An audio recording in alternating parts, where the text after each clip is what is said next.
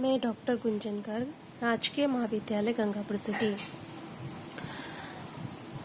अभी बीए पाठ तृतीय के द्वितीय प्रश्न पत्र के अंतर्गत निर्धारित नीति शतक के 20 श्लोक हम पूर्व की कक्षा में पढ़ चुके हैं। 21वां श्लोक हम आज पढ़ते हैं। क्षान्तिश्चेद कवचेन किम अरिभि क्रोधो अस्ति यच्चेत् देहिनां ज्ञातिश्चेद अनलेन किम यदि सुहृत् दिव्य औषधैः किं फलम् किं सर्पैर् यदि दुर्जनः किमु धनुर्विद्या अनवद्या यदि क्रीडा चेत् किं भूषणैः सुकविता यत् अस्ति राज्येन किम्। क्षान्तिश्चेत् कवचेन किम। शांति क्षमाशीलता यदि है, चेत यानी यदि क्षमाशीलता है तो कवच से क्या प्रयोजन है, अर्थात यदि व्यक्ति के पास क्षमा है तो कवच की आवश्यकता नहीं है। किम अरिभि क्रोधो अस्ति चेत देहिनाम।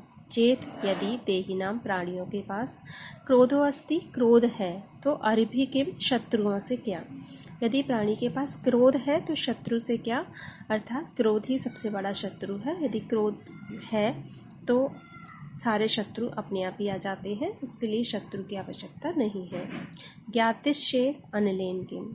ज्ञाति ही यानी संबंधी जन बिरादरी के लोग यदि हैं तो आग की आवश्यकता है, वही लोग आग का कार्य कर देते हैं। यदि सुहृद यदि मित्र है तो दिव्य औषधि किम फलम। दिव्य औषधियों का क्या फल है, अर्थात दिव्य औषधियों की कोई आवश्यकता नहीं है। किम सर्पैर यदि दुर्जनः। यदि दुर्जन लोग आपके पास हैं तो सर्प से क्या प्रयोजन, अर्थात सर्प से कोई प्रयोजन नहीं है। किमु धनैर विद्या अनवद्या यदि निर्दोष विद्या है तो धन से क्या प्रयोजन है। यदि निर्दोष विद्या आपके पास है तो धन की कोई आवश्यकता नहीं है। व्रीड चेत लज्जा है, यदि व्यक्ति के पास लज्जा है तो आभूषणों से क्या प्रयोजन, आभूषणों की कोई आवश्यकता नहीं है क्योंकि लज्जा सबसे बड़ा आभूषण होता है। सुकविता यदि अस्ति, और यदि सुकविता है, अच्छी कविता है, अच्छा शास्त्र ज्ञान है, शास्त्र ज्ञान करने की क्षमता है, महाकाव्य आदि निर्माण करने की भी क्षमता है, तो राज्य से क्या प्रयोजन है, उसको राज्य की आवश्यकता नहीं है। इस प्रकार यहाँ कवि यह कहना चाहते हैं कि यदि क्षमाशीलता व्यक्ति के पास है तो शत्रुओं कवच की आवश्यकता नहीं है। क्रोध है तो शत्रुओं से क्या प्रयोजन है। यदि बिरादरी के लोग हैं तो आग की क्या आवश्यकता है। यदि मित्र है तो दिव्य औषधियों का कोई फल नहीं है। यदि दुर्जन लोग पास में हैं तो सर्प से क्या। यदि निर्दोष विद्या है तो धन से क्या। यदि लज्जा है तो आभूषणों से क्या, और यदि सुकविता है तो राज्य से क्या। इस प्रकार प्रस्तुत श्लोक में विभिन्न विशेषताओं को बताया गया है। यहाँ पर अनुप्रास अलंकार का वैशिष्ट हम यहाँ देख सकते हैं। यहाँ पे आगे हम बढ़ते हैं। अगला श्लोक है दाक्षिण्यम स्वजने दया परजने शाट्यम सदा दुर्जने प्रीति साधुजने नयो नृपजने विद्वज्जनेषु आर्जवम शौर्यम शत्रुजने क्षमा गुरुजने नारीजने धूर्तता ये चैवं पुरुषः कलासु कुशलास्तेषु एव लोकस्थितिः। दाक्षिण्यम दयालुता, स्वजने अपने लोगों के प्रति, अपने लोग अपनी पुत्र पत्नी आदि के प्रति दयालुता का व्यवहार करना। परिजने नौकरों के प्रति शाठ्यम दया का व्यवहार करना। सदा हमेशा दुर्जने शाठ्यम दुर्जनों के प्रति धूर्तता का व्यवहार करना, चालाकी का व्यवहार करना। साधु जने प्रीति ही सज्जनों के प्रति प्रेम का व्यवहार। नृपजने नयो राजपुरुष आदियों के संदर्भ में नीति का व्यवहार। विद्वज्जनेषु आर्जवम विद्वानों के प्रति सरलता का व्यवहार। शौर्यम शत्रुजने शत्रु के प्रति वीरता का। गुरुजनों के प्रति क्षमा सहनशीलता का। नारीजनों के प्रति प्रगल्भता का।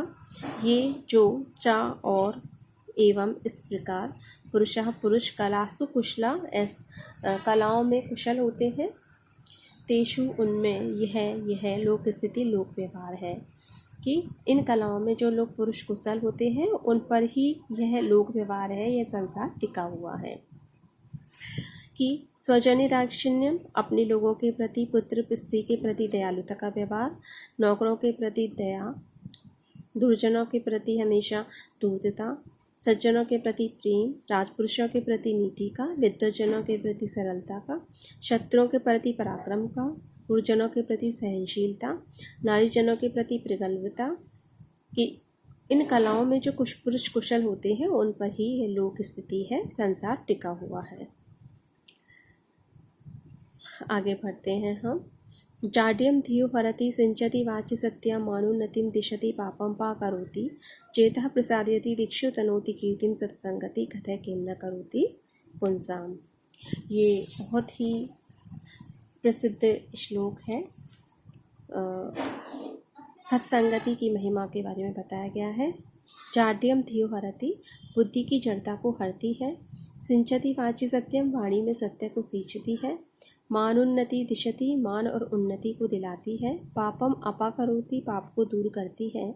चेतः प्रसादयति, हृदय को प्रसन्न करती है। दिक्षु तनोति कीर्ति, दिशाओं में कीर्ति को, यश को फैलाती है। सत्संगति कहो, मनुष्य का क्या नहीं करती है।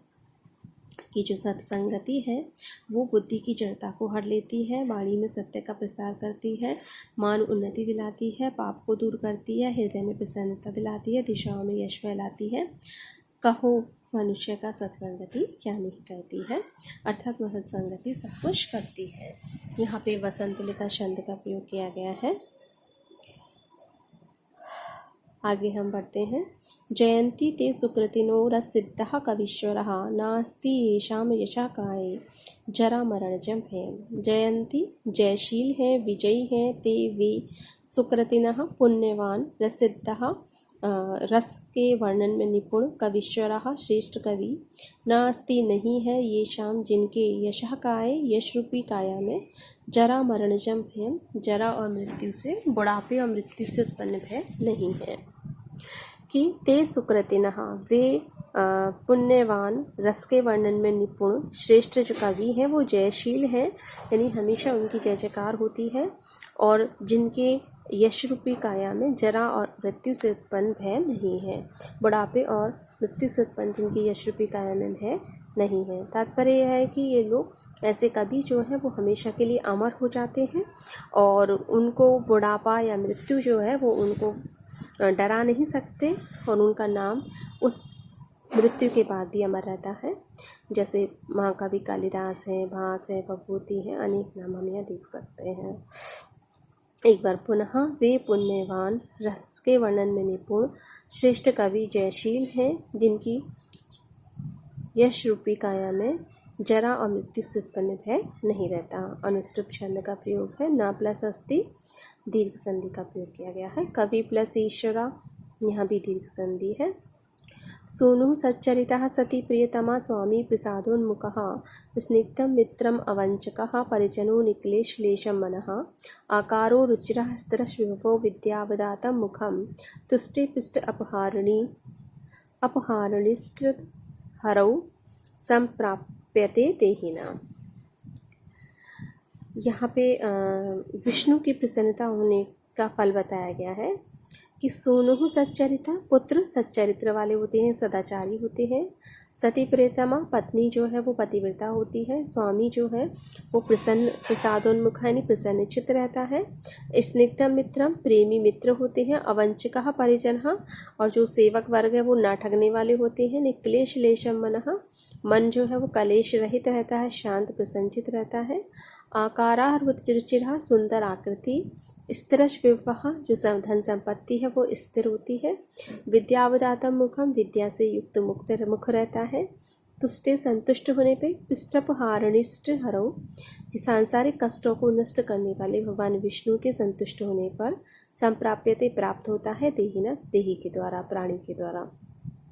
कि संसार के कष्टों को नष्ट करने वाले भगवान विष्णु के संतुष्ट होने पर प्राणी के द्वारा सदाचारी पुत्र, पतिव्रता पत्नी, प्रसन्नचित्त स्वामी, प्रेमी मित्र, न ठगने वाले सेवक, निश्चिंत कलेश रहित मन, सुंदर आकृति, स्थिर रहने वाला धन संपत्ति, विद्या से युक्त मुख आदि प्राप्त किए जाते हैं। तो यहाँ पर भगवान विष्णु की प्रसन्नता का या अच्छे कर्मों के फल का वर्णन किया गया है। शार्दुल विक्रीतम छंद का यहाँ प्रयोग हुआ है। प्रसादोन्मुख, प्रसाद प्लस उन्मुख गुण संधि है यहाँ पर। विद्यावदातम, विद्या प्लस अवदातम दीर्घ संधि का प्रयोग किया गया है। तुष्टि में तुष धातु से त प्रत्यय हुआ है, त का ही शेष रहता है, भूतकाल में आता है। इस प्रकार आज की कक्षा में हम इतना ही